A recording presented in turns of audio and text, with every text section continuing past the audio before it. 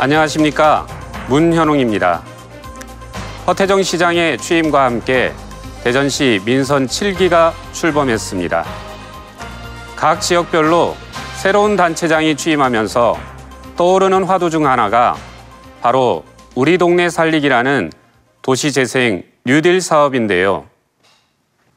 올 하반기부터 본격적으로 착수하게 될 도시재생 뉴딜 사업은 문재인 정부의 핵심 공약 중 하나로 이번 지방선거에서도 전국의 많은 후보들이 관련 공약을 내세우기도 했습니다.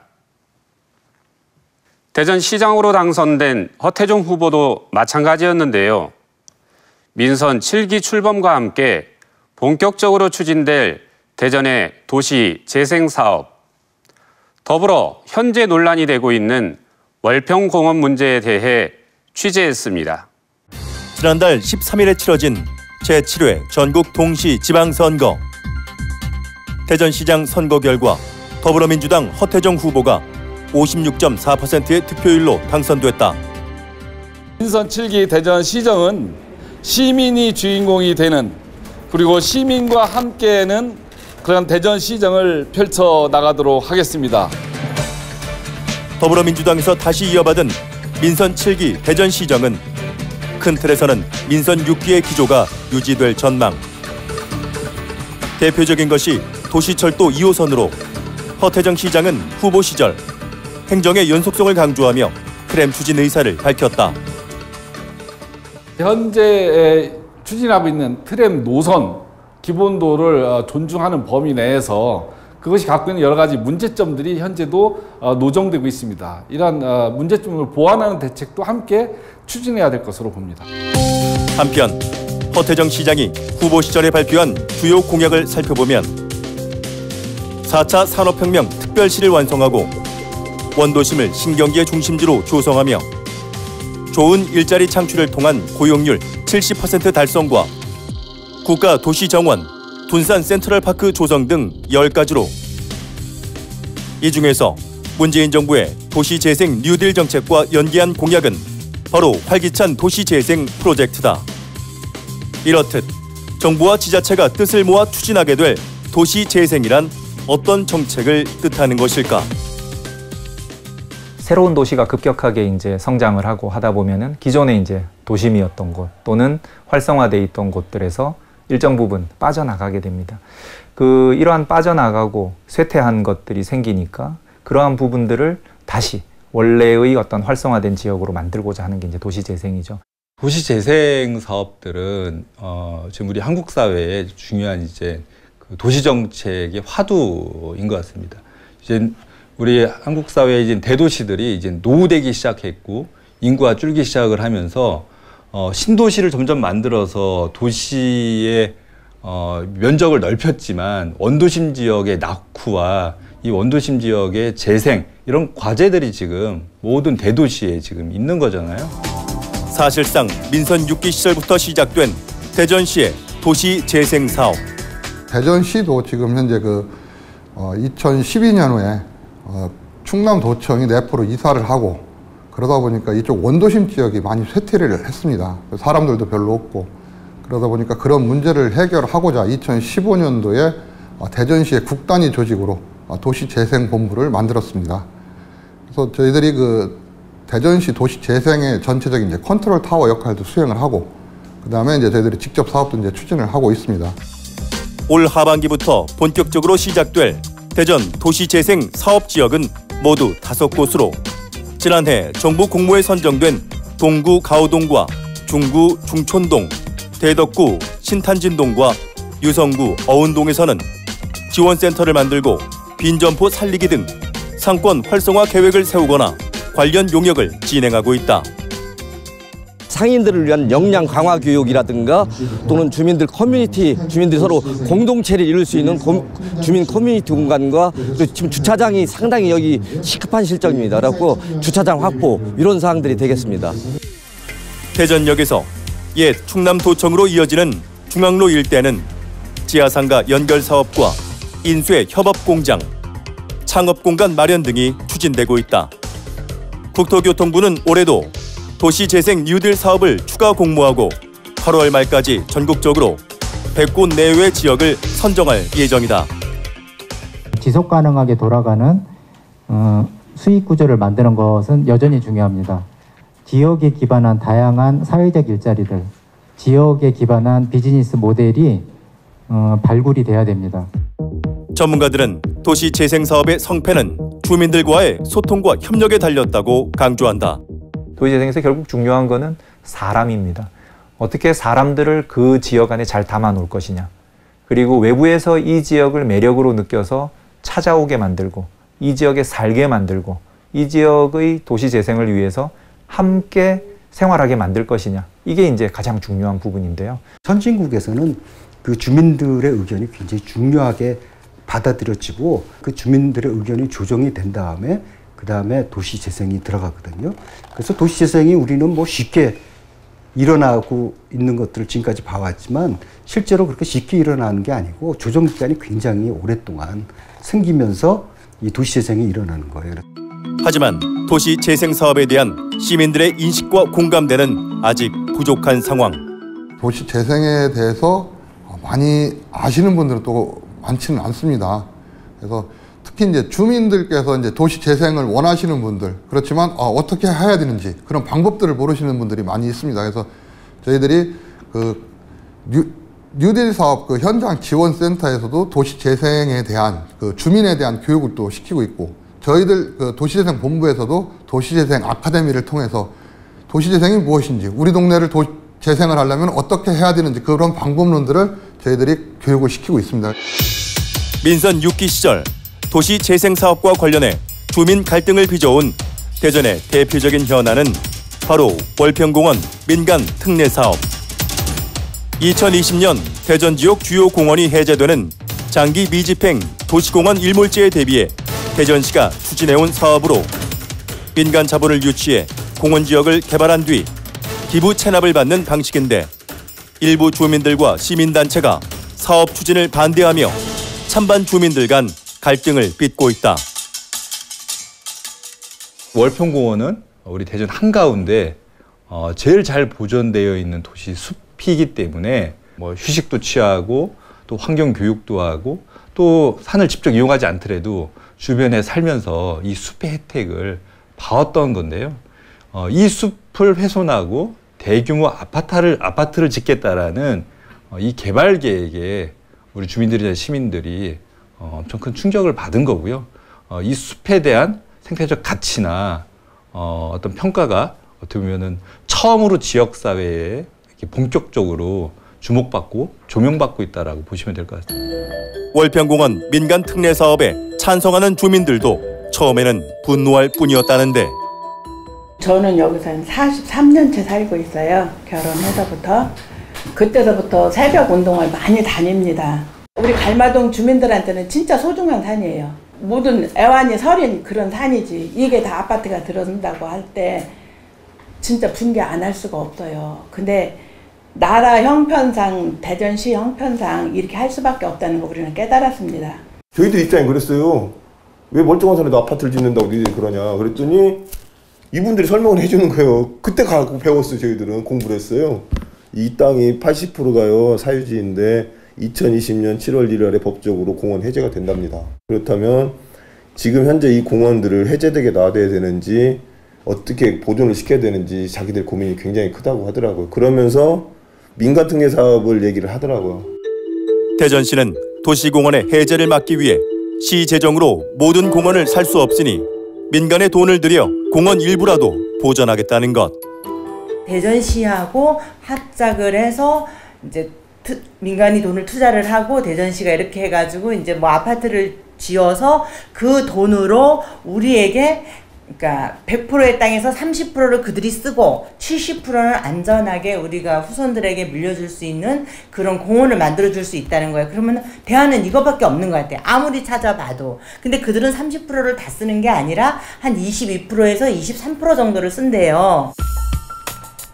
하지만 일부 주민들과 시민단체는 환경 파괴 등의 이유로 반대하고 있어 현재 민간 특례 사업을 계획한 대부분 대상지가 개점 휴업 상태다.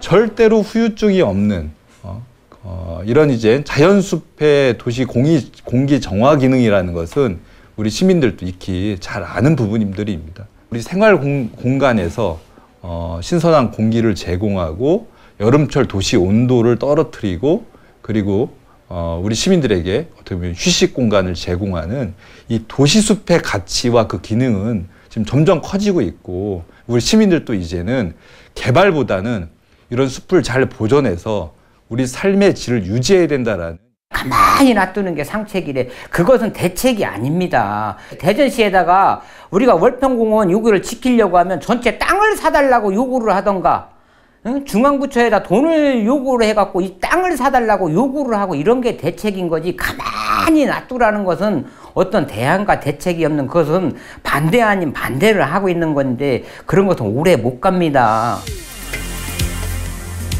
찬반으로 갈린 월평공원 사업의 갈등을 해결하기 위해 대전시는 기획실장 등 시와 시민단체, 환경단체 등으로 구성된 민관협의체를 구성해 연구 용역업체를 선정했다. 하지만 찬성 측 단체는 민관협의체에 반대단체가 포함됐다며 해산을 촉구하는 농성을 벌였는데 주민이 아닌 환경시민단체로 구성된 민관협의체를 대전시민의 대표로 인정할 수 없다는 것.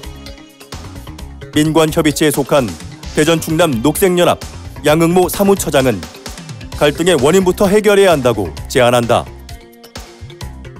대부분 민간 특례 사업이 특혜 사업으로 이런 갈등과 사실 시비가 모든 사업에서 대부분 있는데 선착순으로 사업자 선정을 하는 어떻게 보면 납득하기 어려운 사업의 시작을 그렇게 이제 시작하면서 이런 문제들이 발생했고 예를 들면 토지 소유주들이든 이런 개발을 찬성하는 분들이든 이런 것을 우려하고 반대하는 분들이든 지역 주민들이나 지역사회가 이 사업에 대해서 사실 거의 몰랐다라는 거죠. 사업 타당성 조사나 연구 같은 것들을 해서 이 입지가 적절한 입지인지 또 시민들은 어떤 의견인지 또 이런 특례 사업을 그럼 어떤 방식으로 추진해야 문제가 없는지 이런 것들을 해야 되거든요. 도시 재생 사업에 있어 주민과의 소통은 기관에서도 중요성을 인지하고 있는 문제. 주민들하고 소통의 문제, 그다음에 이제 구청하고 협치의 문제가 좀 가장 크게 좌우가 됩니다. 그 부분이 가장 중요한데 그런 부분에서 서로 이제 그 합의점을 못 찾는 경우가 많이 있었는데요. 그런 부분을 개선하기 위해서 저희들이 이제 노력을 하고 있습니다.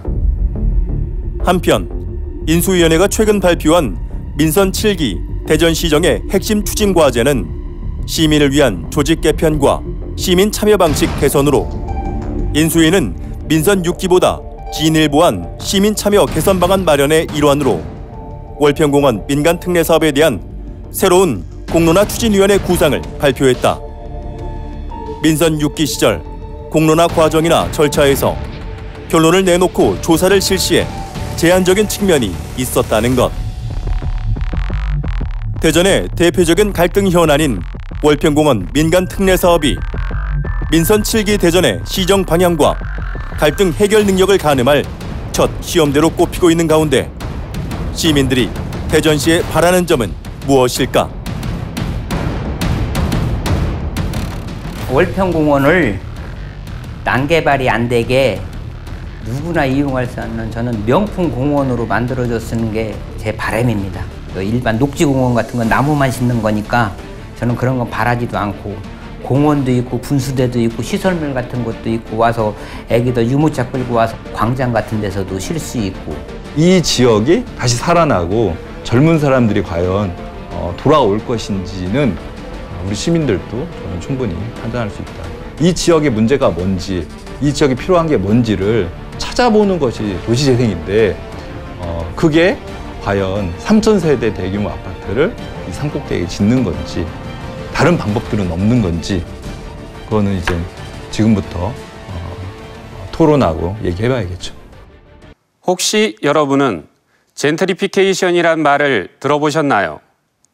바로 도심의 낙후 지역이 개발돼 활기를 띠면서 원래 거주하던 주민이나 자영업자들이 높아진 임대료를 감당하지 못해 다른 지역으로 내몰리는 역설적인 현상을 말하는데요. 최근 도시재생 뉴딜 정책의 성공적인 안착을 위해 그동안 잠자고 있던 젠트리피케이션 방지 법안이 국회에서 본격적인 논의에 들어갔다고 합니다. 이런 문재인 정부의 도시재생 의지만큼이나 지난 몇 년 동안 도시재생 사업을 적극적으로 추진해온 대표적인 지역이 서울특별시인데요. 도시농업으로 주목받고 있는 서울의 한 마을과 젠트리피케이션 등으로 어려움을 겪고 있는 대전 원도심 재생 사업을 점검해 봤습니다. 서울시 종로구의 행총권 성광마을. 인왕산 자락, 한양 도성 성벽을 사이에 두고 바깥쪽에 자리한 마을로 지대가 높아 서울시 전경을 한눈에 내려다볼 수 있는 곳이다. 500년 된 보호수 같은 다양한 문화재가 남아있어 역사적 가치가 높은 곳이기도 한 성광마을은 2000년대 이후 새롭게 재정비된 지역으로 높은 아파트와 옛날 가옥이 어우러져 과거와 현재가 공존하는 마을이다. 행총권 성광마을의 가장 큰 특징은 바로 마을 곳곳에 있는 텃밭. 2015년 도시재생지역으로 선정된 이후 서울시는 이곳을 도시농업 특화마을로 육성하기 시작했다. 성광마을은 도심에 있지만 유휴지가 많고 구릉지 특성상 채광과 공기가 좋아 도시농업에 적합했기 때문. 도시농업이 요새 대세 아닙니까? 여기서 차 타고 1시간, 2시간도 나가서 도시농업하는 그런 입장인데 저희는 뭐 몇 분만 걸어 올라가면은 성강 옆에서 좋은 공기 마시면서 할 수 있다는 그런 것이 우리 마을로서는 너무 좋은 그러한 그 장소다. 다른 동에서도 오셔도 불어하고 또 이렇게 등산객들도 너무 좋다. 이런 곳이 있었어? 이런 좋은 곳이 있었구나. 행청을 이런 얘기들을 하시죠. 자부심 있는 거고 우리 동네가 이렇게 좋구나. 그런 걸 몰랐다가 이렇게 너무 좋더라고요. 지금 만족하고 있어요, 저는. 저희 주민들도. 그리고 또 우리 도시농업에서 또 반찬 동아리도 만들었어요. 이제 거기서 나온 채소 같은 거, 상추도 나오고, 뭐 아욱도 나오고, 뭐 여러 가지 나오니까. 좀처럼 도심에서 보기 힘든 양봉도 도시농업의 하나. 벌을 키워 꿀을 나누고 텃밭에서 푸성귀를 수확하면서 마을에 대한 자부심을 느끼는 성광마을 주민들도 도시 재생사업 이전엔 지금과는 다른 변화를 바라고 있었다. 이 동네에서 왜 재개발이 안 될까? 왜 안 될까? 왜 좀 됐으면 좋겠다. 그런데 서울시에서 성광마을 도시농업 이거를 이렇게 추진하시다 이제 우리 동네가 이렇게 선정이 됐어요. 여기가 아파트를 지을 수 없는 여건이 되다 보니까 성곽 근처이기 때문에 고도 제한 때문에 일반 건설회사에서 들어오질 않는 거예요. 성곽마을이라는 이유만으로도. 그러니까 불만이 많아갖고 쓸데없이 세금이나 없애는 그런 걸 뭘 하려고 그러느냐. 이렇게 이제 거부 반응들이 나온 분들이 좀 있었어요. 도시 재생 사업이 진행되고 1년 정도까지는 거부 반응을 보이는 주민들도 많았지만 점차 시간이 흐르고 마을 분위기가 바뀌면서 호응하는 주민들이 늘어나기 시작했다는 것. 근데 지금 현재 이렇게 이제 재생 사업하고 도시농업도 하다 보니까 그 주민들이 많이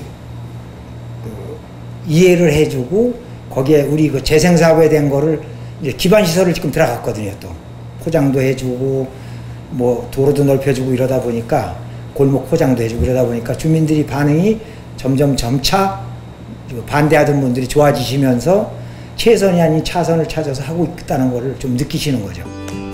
최근에는 직접 농사지은 유기농 채소의 판매나 탐방 코스 개발 등의 수익 사업을 주민들 스스로 계획하는 단계에 이르렀다. 수익성까지 생각은 초연은 안 했죠. 부가가치가 있는 그 품종을 저희가 모종을 심는다든가 아니면 그거를 키워가지고 판매를 하면은 어떤 그 단계로 지금 진행 중인데 올해부터는 조금 그런 단계가 좀 높아져서 도시 탐방 그 코스를 저희가 개발을 작년도에도 일부 했지만은 더 많은 개발을 해서 수익을 창출하고 저희 회원들뿐만이 아니라 이 지역 주민의 활성화와 그 일자리 창출을 위해서 굉장히 노력도 하고 있고 계속 그런 고민을 많이 저희들이 회의를 통해서 하고 있습니다. 지난 몇 년간의 변화는 마을을 오가는 시민들에게도 좋은 인상을 남기고 있다. 예전에는 그래도 요 근처가 좀 막 재개발 한다 해가지고 좀 지저분하고 좀 위험해 보이긴 했는데 조용하고 깨끗한 느낌? 나중에 한 번 더 와도 좋을 것 같은 느낌. 지난해부터 전국 곳곳에서 시동을 걸기 시작한 문재인 정부의 도시재생 뉴딜 사업. 그동안 발전이란 이름으로 완전히 부수고 새로 짓는 재개발과 재건축의 대안으로 떠오른 서울시 도시재생 사업은 도시의 원형과 지역의 특색을 살리고 주민 삶의 질을 높이는 데 목적을 두고 추진되고 있다. 그동안 재개발, 재건축의 가장 큰 문제들이 재정 착륙률에 대한 문제였거든요. 도시재생이라고 하는 건 지금 현재 원주민들이 그대로 정착된 상태에서 기존의 어떤 마을 공동체 이러한 것들을 어떻게 해나갈 건지 그런 부분들이 될 것 같고요. 일자리 창출의 문제, 그리고 그동안의 어떤 정비 사업으로 인해서 문제가 발생했던 그런 마을 공동체의 어떤 회복에 대한 문제, 그리고 강남북 어떤 균형 발전의 그런 해결은 저희들이 봤을 때는 도시재생을 통해서 해결할 수 있지 않느냐. 서울시는 이번 달 도시재생 뉴딜 후보지 신청 접수를 받아 선정 작업에 들어가 8월 말까지 최대 10곳을 선정해 국토교통부에 제출할 예정이다. 서울시 같은 경우는 이제 도시재생의 후보지를 뽑을 때 제일 먼저 하는 게 그 지역 공동체에 대한 거버넌스 구축 사업을 제일 먼저 합니다. 그래서 주민들끼리 우리 마을을 어떻게 만들어갈 건지 서로 구상도 해보고, 그러면 이렇게 가는데 공공도 물론 지원해주지만 같이 협력할 수 있는 그런 어떤 민간 기업도 좋고 어떻게 협력해 나갈 건지 이러한 고민부터 먼저 하고 나서 그 후보지들을 선정을 하거든요.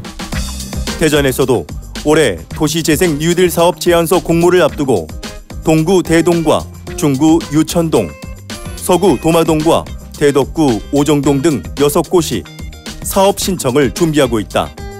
지난해부터 주로 원도심 상인과 주민들을 대상으로 도시재생 교육과 축제 등을 진행하고 있는 대전시. 작년에 저희들이 그 중소기업청으로부터 원도심 일대가 근대문화예술 특구로 지정이 됐습니다. 그래서 원도심에 있는 그 근대문화 자산을 활용해서 그 지역을 좀 살리고 좀 관광객도 유치할 수 있는 그런 사업들을 추진을 하고 있습니다. 그래서 대표적인 거는 이제 그 지금 저희들이 옛날 그 충남도 관사촌을 활용을 하려고 하고 있고요. 그다음에 이제 올해부터는 이제 그 BI를 개발을 해서 원도심 전체에 대한 똑같은 그 디자인을 갖고 저희들이 사업을 좀 추진하려고 합니다.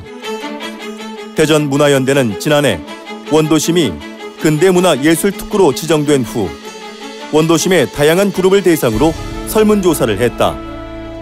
좀 원도심 괜찮아졌어, 아니면 살만해, 이런 활성화되었어, 이런 이야기들을 해야 되는데 그동안 이게 원도심이라는 그 거점을 중심으로 정말 많은 그 정부 예산부터 시 예산 많이 투입이 되었거든요. 원도심 하늘에서 돈이 내려왔어, 이렇게 이야기할 정도로 그런 이제 다양한 사업들이 펼쳐졌는데 여전히 어렵다, 그리고 원도심은 문제이다, 이런 이야기들을 하고 있어요. 대전시는 낙후된 대전역 주변을 중심으로 진행하고 있는 문화예술 정책 등을 내후년까지 지속적으로 추진한다는 입장이다. 대전역 주변 같은 경우는 뭐 슬럼화되어 있는 건 사실입니다. 문화체육관광부의 사업 중에 그 마을미술 프로젝트 그 제목은 그 무궁화꽃이 피었습니다라고 정했습니다. 젊은 그 작가들이 한 9명 정도가 공방을 지금 그쪽에 차려놓고 있습니다. 그래서 그 지역에, 슬럼화된 지역에 젊은 사람들이 감으로 해서 그 지역이 조금 더 새로운 볼거리가 창출되고 또 그게 좀 바깥으로 소문이 좀 나서 그런 부분을 견학하러 오는 사람들도 좀 있습니다. 그래서 그 부분은 이제 3년 내년도까지의 사업이기 때문에 조금 더 그쪽을 보완을 하게 된다면은 그쪽 지역도 좀 새로운 방향으로 좀 진전이 될 거라고 보여집니다. 원도심 재생과 관련해 또 하나의 걱정거리는 바로 젠트리피케이션. 그 도시재생이라는 이름으로 일어났던 것들이 이제 재개발, 재건축. 우리가 쉽게 이해하려면은 이제 전부 부시고 아파트를 짓는 그런 일들이 이제 많이 발생을 했죠. 거기에 이제 민간 자본이 들어오게 되고 그러다 보니까 거기에서 소외되는 사람들이 생기는 거죠. 근데 그 소외되는 사람들이 많든 적든 간에 그 사람들이 자기네가 살던 데를 떠나야 되는 그런 아주 비참한 상황이 발생하거든요. 특히나 이제 대전의 원도심, 특히 대흥동 지역에 더 큰 우려들을 가지고 있는 것은 그 공간들이 이제 젠트리피케이션 이제 현상에 의해서 지금 뭐 자리 잡았던 문화단체라든지 예술가들이 밀려나고 그 공간이 상업화되어서 활성화된다라고 하면 어떻게 보면 아, 예술가가 들어가서 그 지역을 좀 활성화했구나 이렇게 느낄 수도 있는데 사실상 그 지역이 그 떠나간 곳에는 어김없이 원룸 건물이 들어서고 있어요. 대흥동에서 대전 원도심 공동체 문화를 이끌어오던 지역 공동체 원도심 레츠도 최근 동구 정동으로 이전했다. 예술인들과 청년들 그리고 그 지역 활동가들하고 같이 만나서 이야기하고 밥도 같이 나눠 먹고 활동을 하면서 이렇게 저희가 커뮤니티 역할을 하면서 플랫폼 역할을 했었던 것 같아요. 그러면서 그쪽에서 같이 정말 재밌게 잘 지냈는데 그런 활성화가 사람들을 많이 이제 불러들이고 또 이제 도시재생 프로그램이 막 돌면서 계속 개발이 되고 예전에 있던 그 오래된 건물 그런 정말 재밌고 고전적이고 그랬던 풍경들이 점점 없어지고 막 다 원룸 다세대 주택이 들어서면서 되게 삭막하게 되는 거죠. 그러면서 또 같이 활동했던 문화예술이나 청년들이 이제 하나둘 떠나게 되고 저희의 거점이고 활동 무대였던 사람들이 떠나니까 저희도 원동력을 잃어버리는 거예요. 대전의 시민단체들은 원도심 재생 사업에 근본적인 변화가 필요한 시점이라고 지적한다. 중구난방 그리고 계속 그 더하는 수준에 과연 원도심 재생이라는 게 어떤 의미인가, 어떤 방식으로 가야 되냐, 철학이 있어야 되는 거거든요. 근데 원도심 재생 관련해서 근 10년간 돈도 많이 썼죠. 그리고 다양한 사업들도 했는데 그러면 이것을 통해서 어떤 결과를 도출하기 위한 사업인가에 대한 합의가 있어야 될 거라고 봐요.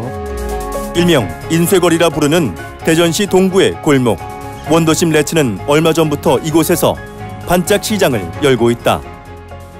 우리의 삶과 이웃의 삶이 같이 행복해야 하는데 우리끼리만 행복하면 안 되지 않냐. 그래서 이분들하고 어떻게 같이 움직이고 활동할 수 있을까를 고민하다가 짧은 시간이지만 짬을 내서 지역 농산물도 좀 구입할 수 있고 수공예품들도 구입할 수 있는 그런 시장을 마련하면 좋겠다 해서 5월부터 지금 하고 있습니다. 민선 7기 출범과 함께 본격적인 도시재생 사업을 앞둔 대전시. 앞으로 어떤 점들을 차근차근 풀어나가야 할까? 도시재생은 우리의 안에서부터 능력을 배양해서 문제를 풀어야 되는 시간이 걸리는 사업이고요. 이러한 것들을 해나가는데 시간을 쫓기거나 아니면 지자체장의 임기 안에서 문제를 해결해라라고 숙제를 준다면은 아마 우리는 계속해서 좋지 않은 결과들을 도시재생 사례를 통해서 얻게 될 겁니다. 다른 도시에 있는 사례들처럼 성공하는 것들도 필요하지만 우리 대전만의 도시재생이 될 수 있게 만드는 특색 있는 대전의 어떤 시민들의 현명함 이런 것들도 우리가 지금 단계에서는 같이 고민해 볼 그런 시점인 것 같습니다. 정체성은 사실 모든 분야에서 다 중요하지만 이 도시재생에 있어서도 굉장히 중요해요. 정체성을 이제 조금 쉬운 얘기로 얘기하면 특징을 가진 건데 나가 갖고 있는 어떤 특성이 무엇인가를 정확히 알아야 되거든요. 도시재생 성공한 사례는 두 가지가 보통 보이더라고요. 그 도시의 그리고 그 지역의 역사를 알 수 있는 공간 그리고 그곳을 도보로 걸어 다니면서 볼 수 있는 공간 이런 곳들이 대부분 성공을 했거든요. 실제로 지금 트렌드들도 그렇고 새로운 것보다도 기존의 것, 과거 역사를 볼 수 있는 것 그리고 이걸 차를 타고 가면서 쓱 지나보는 게 아니라 내가 이 동네에서 걸어서 돌아다니면서 그러면 거기에 같이 이어지는 게 걸어서 돌아다니면서 하는 것들은 실제로 소비거든요. 그런 것들이 같이 기본적으로 고민을 해야 좀 성공적인 도시재생이 되지 않을까라는 생각이 듭니다. 이미 오래전부터 지역 주민과 문화예술인들, 시민단체와 상인들은 다각적인 형태로 대전 원도심을 살리기 위한 노력을 펼쳐왔습니다. 정부와 대전시 역시 대규모 예산을 투입하고 특구로 지정하면서 도시재생 정책을 추진해 오고 있는데요. 오랜 기간 동안 원도심 문제를 지켜본 전문가들은 이제 큰 그림을 그려야 할 때라고 제안하고 있습니다. 기관과 주민, 시민단체 등 다양한 그룹이 함께 합의점을 찾아 도시 전반에 대한 로드맵을 구축하고 지역의 정체성을 확립해야 한다는 것인데요. 대전시는 내년 출범 70주년, 광역시 승격 30주년을 맞아 2019 대전 방문의 해를 추진하고 있습니다. 의미 있는 시작점이 될 2019년을 앞두고 갈등을 넘어선 소통으로 대전 시민 모두가 행복한 대전을 함께 만들어 나갈 수 있기를 기대해 봅니다.